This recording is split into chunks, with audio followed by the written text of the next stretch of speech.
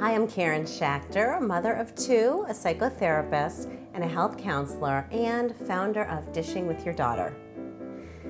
Is there anything more frustrating as a parent to spend time preparing a healthy meal and then serving it to your family and hearing, "I don't like that"?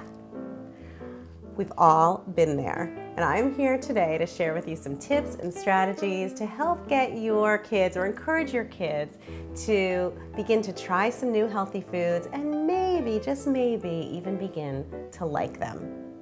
Let's first talk about why your child may not want to eat healthier foods, maybe a little picky.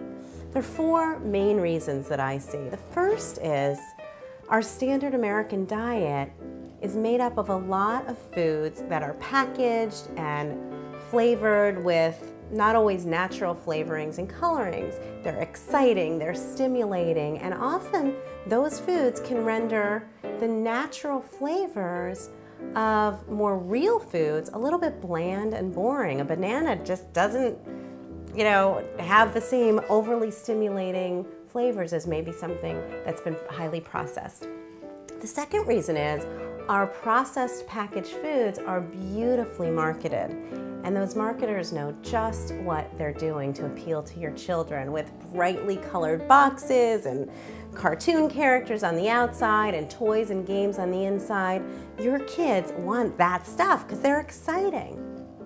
A third reason why your child may be a little more particular or picky is because of his or her taste or textural preferences. We all have our own unique preferences, and some children are just a little bit more sensitive taste-wise and texture-wise.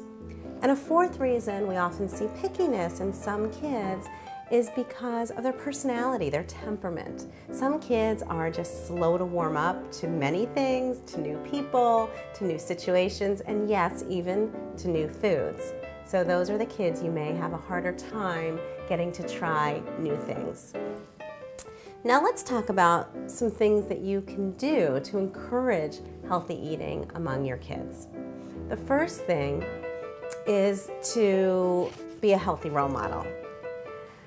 If you are running out the door, and I know this is easier said than done, but if you're running out the door, grabbing your coffee, forgetting breakfast, it's going to be really hard to convince your kids that you believe healthy eating is important. If you're too busy between meetings to stop for a healthy meal and you grab fries and a soda for lunch, again, this is what your kids are going to see.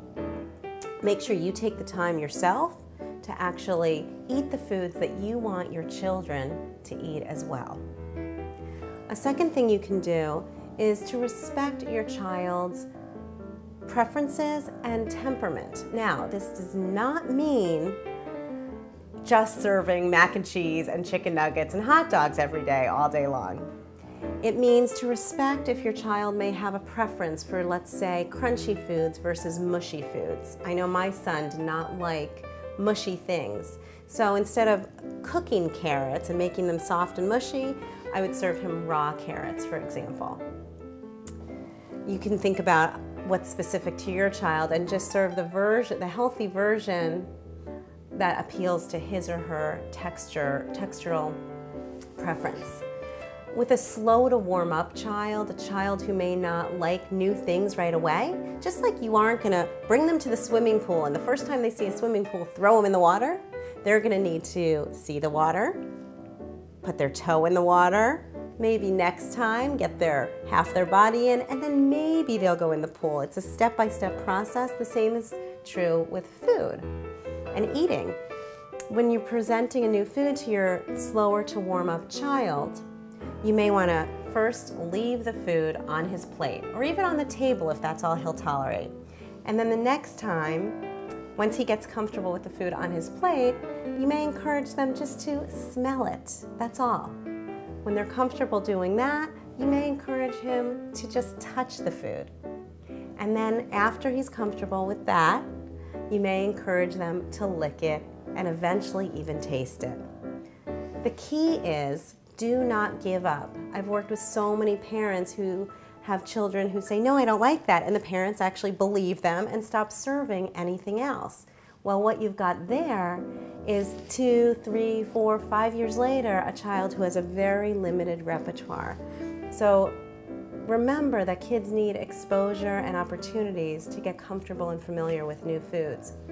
Another really powerful thing you can do with kids is to get them involved in the preparation and cooking process. My son, who tends to be a little on the picky side, first started eating kale when he came to the store with me, picked out the kale, helped me rip the leaves in pieces, and make the baked kale, the crispy kale, together. I saw him out of the corner of my eye tasting the kale, and now kale happens to be one of his favorite foods.